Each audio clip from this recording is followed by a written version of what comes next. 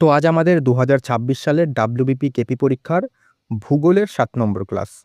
আজকের এই ক্লাসে আমরা যে মৃত্তিকা টপিকটা রয়েছে এটা সম্পূর্ণ আলোচনা করব। দেখো তোমরা যারা ক্লাসে নতুন তোমাদের বলে দিই যে আমরা ২০২৬ সালে ডাব্লিউবিপি কেপিকে টার্গেট করে জিকের অধ্যায়ভিত্তিক ক্লাস করাচ্ছি। আমাদের ভূগোলের কিন্তু অলরেডি ৬টা ক্লাস হয়ে গেছে, তো তোমরা সেই ক্লাসগুলো দেখে আসো, তার লিঙ্ক ডেসক্রিপশনে পেয়ে যাবে, অথবা চ্যানেলের প্লেলিস্টে গেলেই তোমরা সেখান থেকে পরপর ক্লাসগুলো দেখতে পারবে। আমরা এখন অল্টারনেটিভভাবে ইতিহাস এবং ভূগোলটা শেষ করছি। এরপরে যখন শেষ হয়ে যাবে এই সাবজেক্টগুলো, তখন কিন্তু আমরা পরবর্তী যে সমস্ত সাবজেক্টগুলো রয়েছে যেমন পলিটি, ইকোনমি, সায়েন্সের বিভিন্ন, সেগুলো কিন্তু আমরা একে, একে কভার করব। ঠিক আছে? আর মাঝে, মাঝে আমি কিন্তু গুরুত্বপূর্ণ প্রশ্ন উত্তরের সেশন নিয়ে আসছি এবং স্ট্র্যাটেজির কিছু, কিছু গুরুত্বপূর্ণ টপিকও নিয়ে আসছি। তো সেই ক্লাসগুলো অবশ্যই দেখতে পারো। তোমরা যদি অবশ্যই আ ক্লাসে আমাদের এই চ্যানেলে নতুন হও, অবশ্যই কিন্তু চ্যানেলটাকে সাবস্ক্রাইব করে রাখো। তোমাদের জিকের জন্য কিন্তু কোনো রকমের অন্য জায়গাতে যেতে হবে না। তোমরা কিন্তু পুরো 100% জিকে আমাদের চ্যানেল থেকে একদম ফ্রিতে কভার করতে পারবে। একদম চ্যাপ্টার ওয়াইজ আর সাবজেক্ট ভিত্তিক। ঠিক আছে?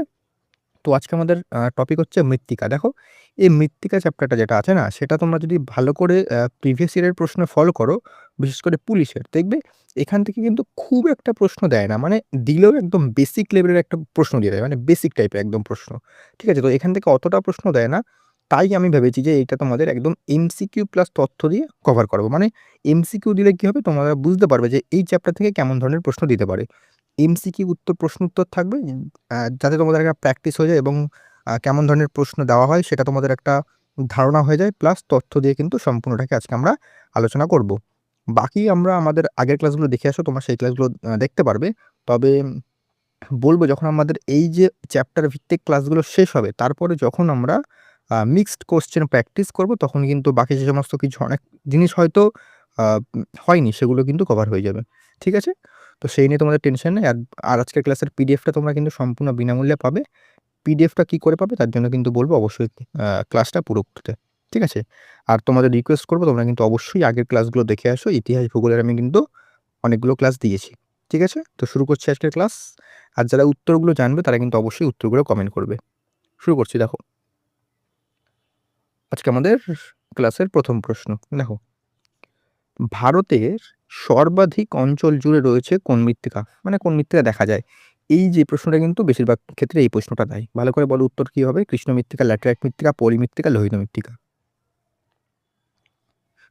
তো দেখো, যদি বলে না যে ভারতের সর্বাধিক, মানে ভারতের সবচেয়ে বেশি কোন মৃত্তিকা রয়েছে, ঠিক আছে? তাহলে কিন্তু এটা হবে পলি মৃত্তিকা, মানে অ্যালুভিয়াল সয়েল কিন্তু সবচেয়ে বেশি রয়েছে ভারতে। মানে ভারতে সবচেয়ে বেশি ভারতের হয় সেটা বলছি না। মানে ভারতের মধ্যে সবচেয়ে বেশি মৃত্তিকা যেটা আছে সেটা হচ্ছে পলি মৃত্তিকা, মানে অ্যালুভিয়াল সয়েল। ঠিক আছে? এবার আমরা তথ্য দেখে নিই। দেখো, আমরা উত্তর বলে দিলাম পলি মৃত্তিকা, অ্যালুভিয়াল সয়েল। ভারতের মোট ভূখণ্ডের প্রায় 43 থেকে 45% কিন্তু পলি মাটি দিয়ে গঠিত। সিন্ধু, গঙ্গা, ব্রহ্মপুত্র নদের পলি সঞ্চয়ের ফলে এই মাটি তৈরি হয়েছে। এটি ভারতের সবচেয়ে উর্বর মৃত্তিকা। এগুলো মাথায় রাখবে। বিশেষ করে এই যে তোমার যে পার্সেন্টেজটা দিয়েছে না, এটা মাথায় রাখবে। পরীক্ষায় কিন্তু 44% দিতে পারে। মানে মাঝখানে যেটা আছে সেটা তোমরা অবশ্যই মাথায় রাখবে। ঠিক আছে? মানে এভারেজ আরকি। তো এটা কিন্তু গুরুত্বপূর্ণ। ঠিক আছে? এগুলো তোমরা চাইলে নোট করে নিতে পারো। দেখো, প্রাচীন পলি মাটি কি নামে পরিচিত? এটা একটা খুব গুরুত্বপূর্ণ প্রশ্ন, এখান থেকে প্রশ্ন দেয়। বলো, এটা হচ্ছে খাদার। ঠিক আছে? খাদার, ভাঙ্গার, ভাবর, রেগুর। বলো কি হবে? দেখো, এটা বলছে প্রাচীন। যদি প্রাচীন বলে তাহলে উত্তর হবে কিন্তু ভাঙ্গার। ঠিক আছে? দেখো, সঠিক উত্তর ভাঙ্গর আমি বলে দিলাম। দেখো, দুটি পলিমাটির কিন্তু দুটো ভাগ আছে। একটা কি, ১ নম্বর হচ্ছে তোমাদের খাদার, যেটা হচ্ছে নবীন পলিমাটি, আর একটা ২ নম্বর হচ্ছে ভাঙ্গার, যেটা হচ্ছে প্রাচীন বা পুরনো পলিমাটি। ঠিক আছে? ভাঙ্গার মনে রাখবে, এভাবে মনে রাখতে পারো। প্রাচীন মানে পুরনো হয়ে গেলে তো ভেঙে যায়, তাই জন্য ভাঙ্গার, এভাবে তোমরা মনে রাখতে পারো এটা। ঠিক আছে? তো এই দুটো প্রশ্ন, প্রথম দুটো প্রশ্ন কিন্তু সবথেকে বেশি গুরুত্বপূর্ণ। আর এই দুটো প্রশ্নই কিন্তু দেখবে অনেক পরীক্ষায় ঘুরিয়ে ফিরিয়ে কিন্তু দেওয়া হয়, বিশেষ করে স্টেটের পরীক্ষাগুলোতে। ঠিক আছে? তারপরের প্রশ্ন, কোন মৃত্তিকা রেগুন নামে পরিচিত? এটা কিন্তু অত্যন্ত গুরুত্বপূর্ণ একটা প্রশ্ন। কোন মৃত্তিকা রেগুন নামে পরিচিত? পলিমাটি, লোহিত মাটি, কৃষ্ণ মৃত্তিকা, মুর মৃত্তিকা। উত্তর কি হবে এটার? দেখো, রেগুর কি, রেগুর হচ্ছে কৃষ্ণ মৃত্তিকা।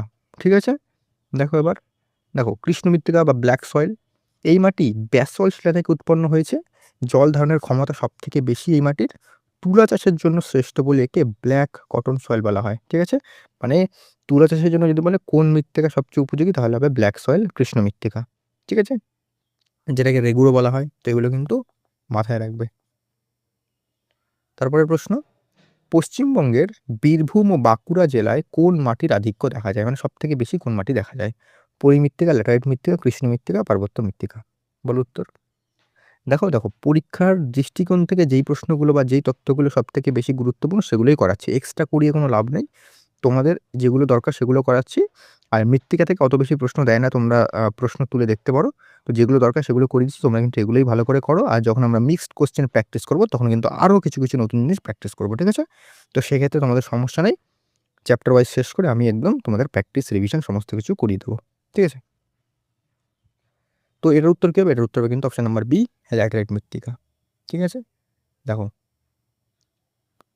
এই মাটির রং ইটের মতো লাল হয়, এতে প্রচুর পরিমাণে আয়রন ও অ্যালুমিনিয়াম অক্সাইড থাকে। অনুর্বর প্রকৃতির এই মাটিতে সার প্রয়োগ করে কাজু বাদাম চাষ ভালো হয়, ঠিক আছে? এগুলো কিন্তু মাথায় রাখবে। নেক্সট প্রশ্ন, লোহিত মৃত্তিকার রং লাল হওয়ার প্রধান কারণ কি? বলো, অপশন থেকে উত্তর কি হবে এটার? দেখো একটু আগে আমি বললাম, মানে আগে যে তথ্যের কিছু তোমরা দেখো, তাহলে ওখানেই বলেছিলাম যে তাহলে এটার উত্তর হবে কিন্তু option number C, ferric oxide বা লোহার উপস্থিতির জন্য কিন্তু এর রং লাল হয়, আর লোহিত মৃত্তিকার।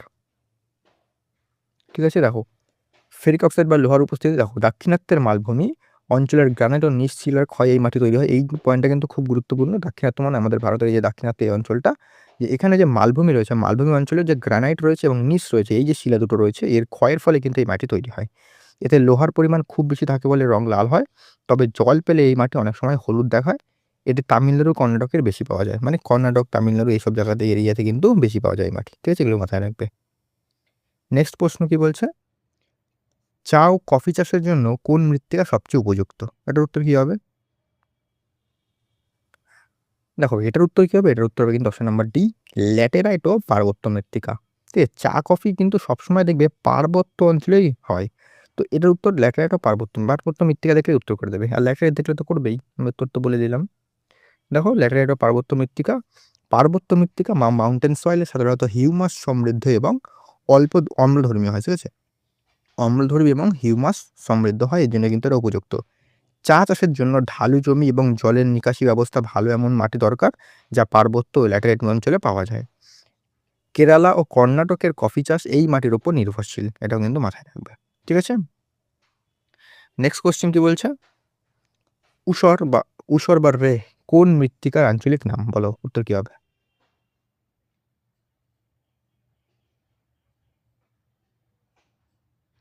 এটার উত্তর হবে কিন্তু অপশন নাম্বার এ, লবণাক্ত ক্ষারীয় মৃত্তিকা।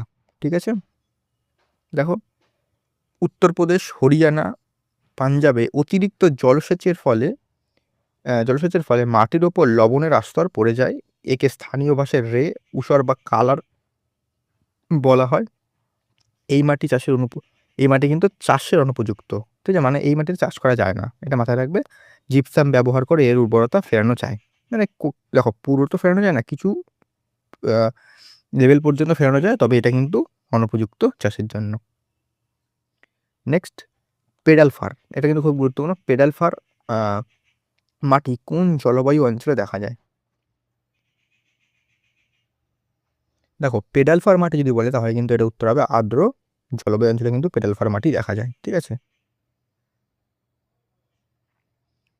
যে মাটিতে অ্যালুমিনিয়াম ও লোহা বেশি থাকে তাকে কিন্তু পেডাল ফার বলে, এটা মাথায় রাখবে। এটি সাধারণত বৃষ্টিবহুল ও আর্দ্র অঞ্চলে দেখা যায়। পর্জল ও ল্যাটেরাইট মাটি হলো পেডাল ফার গোষ্ঠীর উদাহরণ। এগুলোও মাথায় রাখতে হবে, উদাহরণ দিতে পারে। দেখো আমি যখন কোশ্চেনটা বললাম, ঠিক আছে,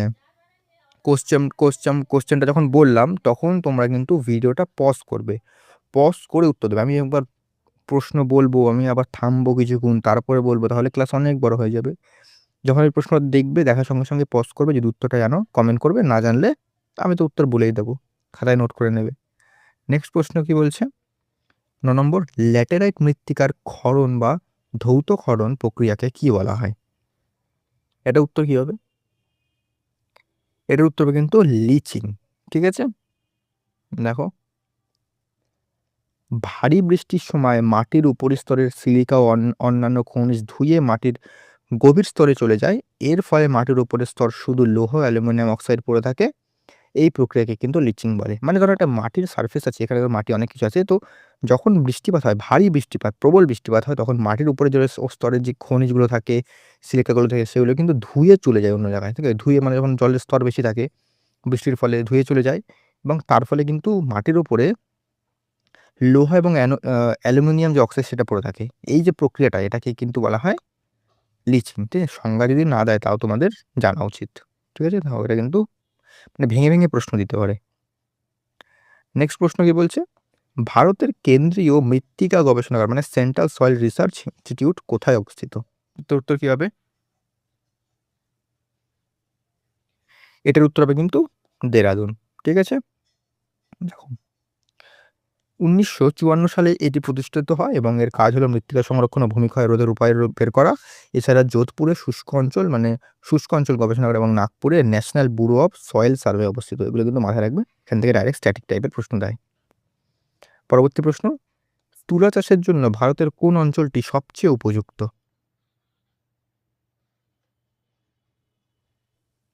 দেখো একটু আগে তোমাদের বললাম, এটাই উত্তর হবে দক্ষিণাত্য লাভা মালভূমি, মানে যেখানে কিন্তু উম, মানে তোমাদের একটু আগেই বললাম দক্ষিণাত্য লাভা মালভূমিতে যে তোমাদের তুলা চাষ কিন্তু ভালো হয়। ঠিক আছে? দেখো দক্ষিণাত্য লাভা মালভূমি, দক্ষিণাত্য উত্তর পশ্চিমাংশের লাভা গঠিত কৃষ্ণ মৃত্তিকা, যেটাকে আমরা বললাম কি ব্ল্যাক সয়েল। ঠিক আছে? সেই যে ব্ল্যাক সয়েল পাওয়া যায়, একে ডেকান ট্যাপ বলা হয়। মানে এই জায়গাটাকে ডেকান ট্যাপ বলা হয়। এই জায়গাটাতে কিন্তু তুলা চাষ ভালো হয়। ঠিক আছে? তারপর হচ্ছে 12 নম্বর, মাটির আর্দ্রতা ধরে রাখার ক্ষমতা কোন মাটি সবচেয়ে কম বলছে? সবচেয়ে কম কোন মাটি? এটা দেখেই উত্তর করতে পারবে কিন্তু অনেকে। এটার উত্তর হবে বালি মাটি। ঠিক আছে? মানে মরুমৃত্তিকা যে সমস্ত মাটি পাওয়া যায়, মানে বেলে মাটি, সেটার কিন্তু সবথেকে বেশি আর্দ্রতা ধরে রাখার ক্ষমতা সবথেকে কম। বেশি বলছি কম। এঁটেল মাটির বেশি সবচেয়ে। ঠিক আছে?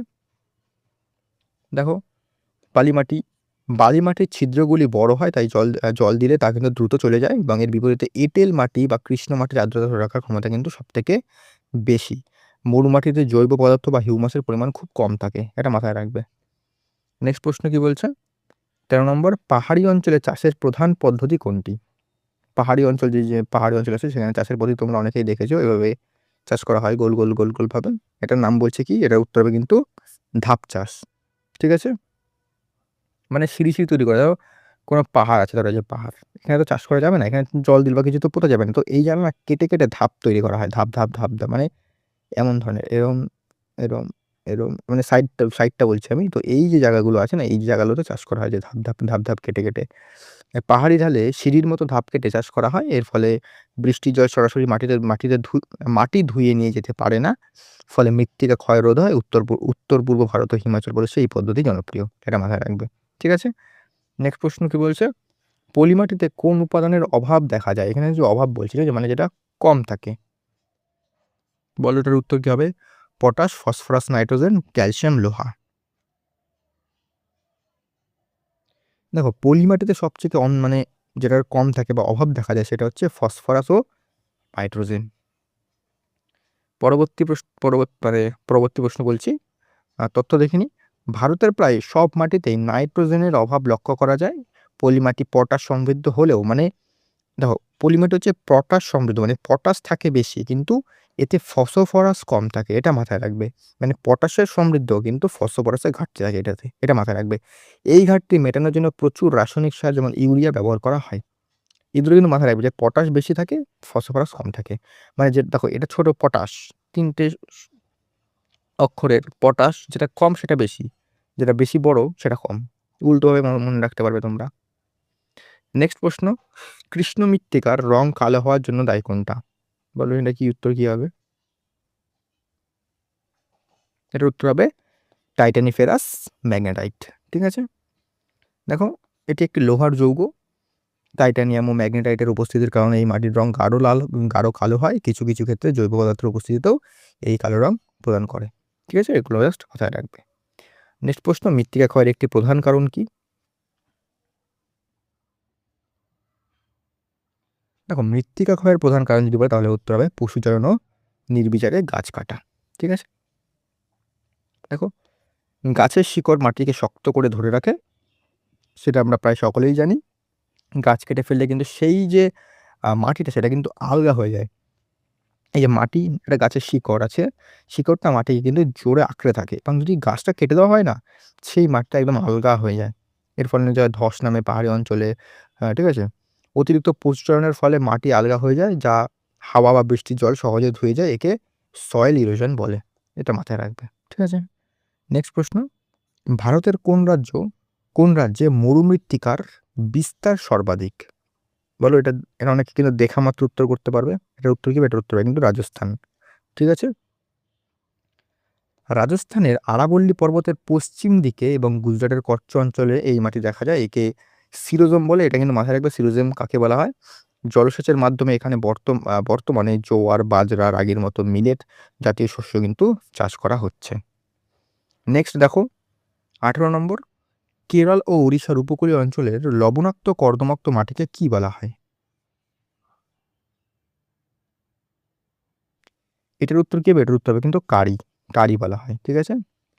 খুব গুরুত্বপূর্ণ।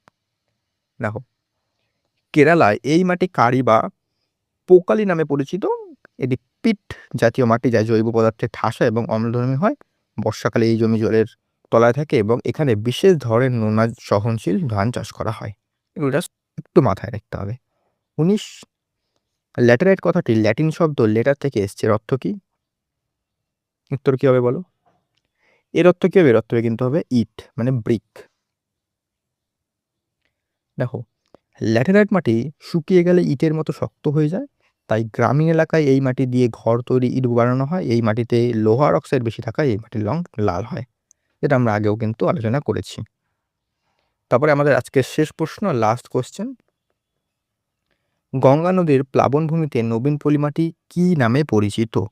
এটা তোমাদের জন্য হোমওয়ার্ক। এটা নিচে তোমরা কমেন্ট করে জানাও যে এর উত্তর কি হবে। ঠিক আছে? তো এই ছিল আমাদের মৃত্তিকা থেকে কিছু গুরুত্বপূর্ণ প্রশ্ন। দেখো, যেহেতু মৃত্তিকা চ্যাপ্টারটা থেকে অত প্রশ্ন আসে না, সেক্ষেত্রে আমি যতটা দরকার ততটা কানেক্ট করিয়ে দিলাম।